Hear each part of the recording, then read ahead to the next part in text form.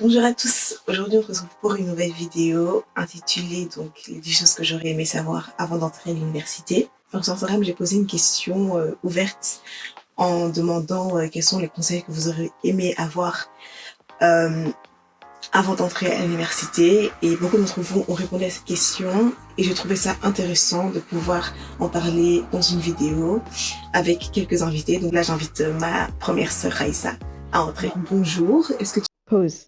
Je vous explique. Ma sœur ne voulait pas montrer son visage et c'est pour ça qu'elle a un foulard et des lunettes de soleil. Voilà. Tu pourrais te présenter un petit peu ton parcours scolaire juste après le secondaire? Alors, je m'appelle Raïssa, j'ai 26 ans, j'ai fait une année en informatique de gestion, 4 années en sciences humaines et sociales, une formation organisation d'événements, et puis j'ai fait un bachelier en tant que chef de projet événementiel, et j'ai dernièrement fait une formation en tant que secrétariat médical. D'accord. Alors donc comme j'ai présenté avant, j'ai dit que j'avais posé une question sur Instagram en demandant donc quels sont les conseils que vous auriez aimé avant d'entrer à l'université. Est-ce que tu as quelques conseils à donner à nos téléspectateurs? Je pense que la première chose que j'aurais aimé savoir, ça aurait été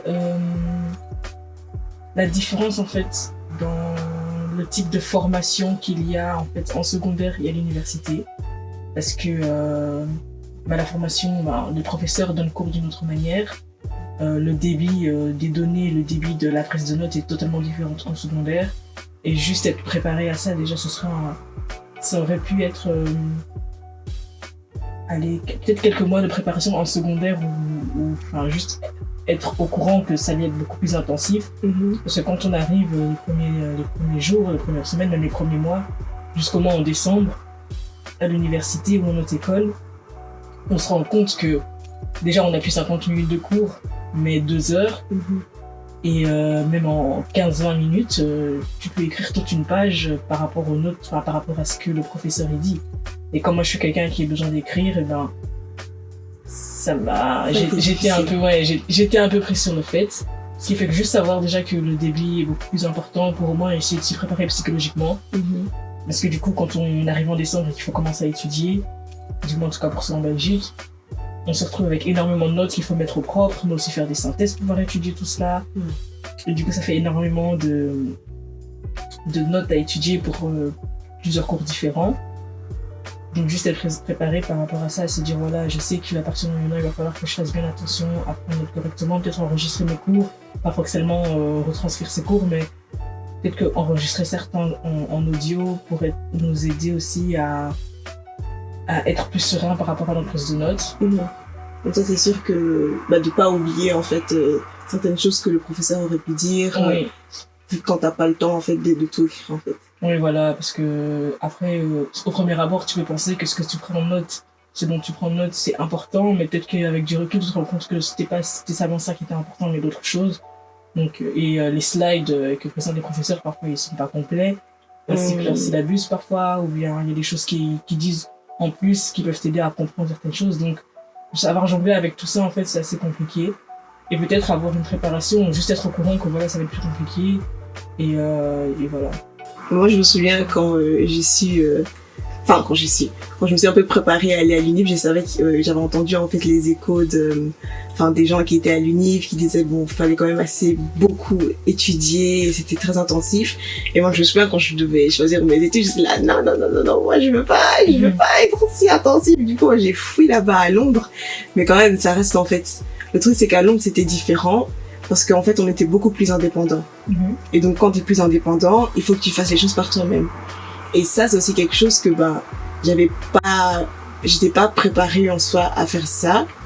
Parce que, à chaque fois, moi, en secondaire et en primaire, on me disait ce que je devais étudier et je faisais ce qu'on me demandait. Sauf que là, en fait, on me donnait des choses, on me disait des choses. Mais il fallait encore aller chercher plus loin en fait, il fallait faire nos propres recherches à la maison et pouvoir poser un peu plus de questions aux profs, et c'est quelque chose que j'aurais aimé en fait plus faire pendant mes 3 années là-bas, parce que j'aurais pu apprendre plus en fait. Mais c'est vrai que c'est une chose qu'on ne se rend pas spécialement compte sur le fait, c'est même en étudiant à l'université, c'est que il ne faut pas avoir peur en fait de... Enfin, après, c'est même pas la peur, je pense pas que ce soit la peur, mais il faut qu'on ait conscience que les informations que le professeur nous donne sont pas les informations dont on a besoin totalement à 100% en fait. Je pense que l'université essaye aussi de nous apprendre à être des personnes indépendantes pour la vie future. Ce qui fait que, ok, on te donne des informations, mais à toi aussi de vérifier si ces informations sont correctes et si ces informations sont complètes. Et je pense que c'est quelque chose qui est enseigné implicitement, ce qui fait que une partie des étudiants ne se rendent pas compte du travail qu'il faut fournir en fait, soi-même, à la maison, en bibliothèque. Et je pense que c'est pour ça aussi que les bibliothèques universitaires sont si grandes et si remplies. Il y a énormément d'informations parce qu'en fait, oui, nous devons faire des recherches en plus de ce que nous apprenons en cours pour compléter nos informations. Mais ça, c'est pas quelque chose qu'on dit et du coup, non, on sait pas qu'il faut faire ça et on se retrouve là, on comprend pas pourquoi est-ce qu'on a des échecs ou bien qu'on ne réussit pas comme on pensait pouvoir réussir. Parce que c'est une méthodologie et c'est vraiment devenir indépendant qu'on essaie de nous pousser à être. Mais est-ce que tu as appris en fait au fil des années à avoir une certaine méthode de travail pour pouvoir du coup bien prendre note, bien pour ce qui est de la méthode de travail, en fait, ce qui est difficile, c'est premièrement qu'il faut se connaître soi-même. Ensuite, il faut parfois s'adapter en fait au cours et au professeur. Se connaître soi-même, donc savoir quel type de mémoire on a, comment faire, quelle est la méthodologie qui permet à ton cerveau d'emmagasiner, d'enregistrer, de comprendre, d'assimiler les matières. Parce que il y en a, parfois il faut juste écouter, parfois c'est juste lire, parfois il y en a certains qui doivent écrire, il y en a certains qui ont un mélange de deux. Et en fait, ces différentes méthodologies parfois varient en fait selon le type de cours. Parce que si tu as un cours de sciences politiques et que tu as besoin d'écrire, tu vas écrire énormément. Mais est-ce que tu peux pas essayer de faire autre chose? Si tu as un cours de statistiques, voilà, la méthodologie peut en fait varier selon les cours. Parce que moi, du coup, c'est ce que j'avais en sciences humaines et sociales. J'avais des cours de mathématiques, j'avais des cours de sociologie, anthropologie, psychologie, statistiques. C'était vraiment des cours vraiment variés. Et du coup, à chaque fois, il fallait essayer de se réinventer pour optimiser en fait son travail. Parce qu'il y a certains cours, il faut pas seulement bloquer ou juste enregistrer ce que le professeur a dit. Il y a une compréhension à avoir derrière pour pouvoir en fait, parce que la plupart de nos examens ils sont à questions ouvertes. Donc on te pose une question sur une ligne, mais tu dois répondre sur une page ou deux. Donc il faut vraiment comprendre ce que tu as étudié pour pouvoir le réexpliquer, même si c'est avec tes mots ou c'est avec d'autres mots, mais que ce soit assez explicite pour que le prof puisse comprendre que 1, tu as assimilé la matière, et 2, tu la comprends, et 3, tu peux la réexpliquer avec tes mots. Donc, faut vraiment s'adapter, alors que dans un cours de mathématiques, il faut comprendre, il faut connaître certaines formules pour pouvoir faire des exercices où ils résolvent des problèmes. Mais donc, aussi, c'est assez varié en fait, et c'est pour ça qu'il est important de se connaître, pour se dire, ok, moi je sais que il me faudrait peut-être autant d'heures de travail pour assimiler ça, ou il me faudrait plutôt écouter quelque chose pour assimiler ça. Ce qui fait que quand tu parviens à modifier ou à te connaître et donc personnaliser ta méthode d'étude par rapport à ton cours, là ça va de mieux en mieux. Après c'est quelque chose qui n'est pas spécialement facile, parce que c'est pas quelque chose qu'on apprend à l'école. Je pense que c'est aussi la difficulté qu'on a pour choisir nos études. On est là, quand on est en secondaire ou en primaire, tout ce qu'on doit faire, c'est suivre les cours, apprendre et on avance, on réussit sans problème. Mais après, ce que tu veux faire dans ta vie, c'est pas quelque chose que tu as réfléchi profondément. Et je pense qu'une chose que j'aurais aimé savoir et que j'essaie de transmettre en tout cas aux membres de ma famille et aux générations futures, c'est premièrement ne pas avoir peur de prendre une année sabbatique. Pour justement prendre le temps d'apprendre à se connaître. repousser, pendant cette année, profiter de remettre en question ses valeurs, ses principes, des introspections vraiment profondes qui vont te permettre, de dire, moi je suis ce genre de personne-là. Quels sont mes centres d'intérêt, mes passions, mes hobbies. Quand tu comprends un peu tout ça, quand tu te mets face au miroir, tu te dis, je sais que j'aime ça, ça je pourrais faire ça peut-être pendant 5 ans, pendant 10 ans. Voilà, j'ai une idée plus ou moins de ce que j'aime, de ce que je pourrais faire tous les jours de ma vie. Pas spécialement avoir un métier, mais peut-être plusieurs métiers, et tu te dis, ça c'est un métier plutôt social, ça c'est un métier plutôt scientifique, ça c'est un métier plutôt comme ça. Pour arriver à ce métier, du coup, après X mois, X semaines de réflexion, je sais que pour arriver à ce point-là, je peux faire ça comme étude, ça comme étude, ça comme étude. Ouais.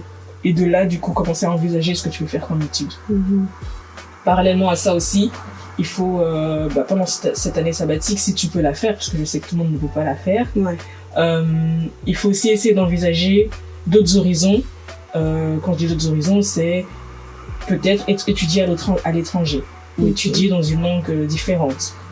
À savoir que nous sommes dans un monde global, les langues c'est super important. C'est une chose aussi que je pense qu'ici en Belgique, en tout cas du côté wallon, on sous-estime énormément. Le néerlandais, moi j'aurais aimé finalement l'apprendre parce que je sais qu'il y a beaucoup de boulot qui me passe au nez parce que je ne parle pas néerlandais.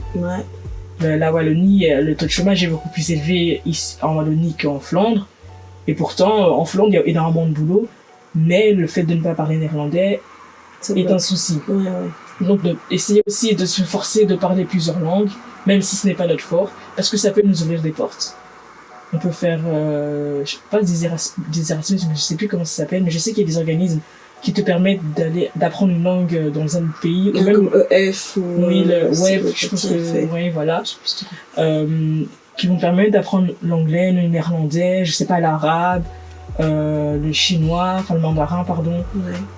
Le japonais, l'allemand, peu importe, mais au moins avoir les langues nationales dans le pays dans lequel tu vis, et peut-être une langue d'un pays voisin pour pouvoir, si tu le souhaites, aller étudier dans ce pays voisin. Parce que si c'est un pays voisin limitrophe, peut-être que tu pourras faire des allers-retours tous les jours et du coup ça ne sera pas une charge. Être au courant aussi des différentes bourses. Parce que les bourses scolaires, en fait, il y en a beaucoup plus que ce qu'on pense. En tout cas, en Belgique, il y a les bourses régionales et les bourses provinciales. Donc, tu peux avoir plusieurs bourses. Wallonie-Bruxelles, Wallonie, et enfin, donc, essaie de se mettre au courant de tout ça. Parce que ça peut, du coup, te permettre d'élargir tes horizons encore plus et ne pas te renfermer dans une bulle. Parce que le mieux, c'est, tente au moins le plus large. Comme ça, si tu vois que ça ne te convient pas, tu sais que tu peux te renfermer et retourner peut-être dans ton petit Otigny, dans ton petit Louvain-Neuve, ton petit Bruxelles, dans ce que tu veux, Anvers, Gand, voilà. Mais essayer vraiment de ne pas fermer tes frontières, parce que beaucoup ont souffert du système belge, et c'est un système qu'on ne retrouve pas, comme toi par exemple en Angleterre, ou bien moi aussi en France, c'était différent. C'est des pays, ils ont un autre système scolaire qui permet en fait à des personnes qui sont pas spécialement ex-cathédrales de pouvoir étudier et de pouvoir réussir et de s'épanouir. Ne pas avoir peur d'aller loin, je sais pas moi, en Australie, en Afrique du Sud, même au Qatar, parce qu'en fait le Qatar est un pays qui, par ses sponsors, a emmené en fait des universités françaises, anglaises, américaines, qui sont sur le territoire qatarien, mais qui sont instruites dans les langues de ces pays-là. Et ça peut être bon aussi sur le CV. J'ai étudié au Qatar.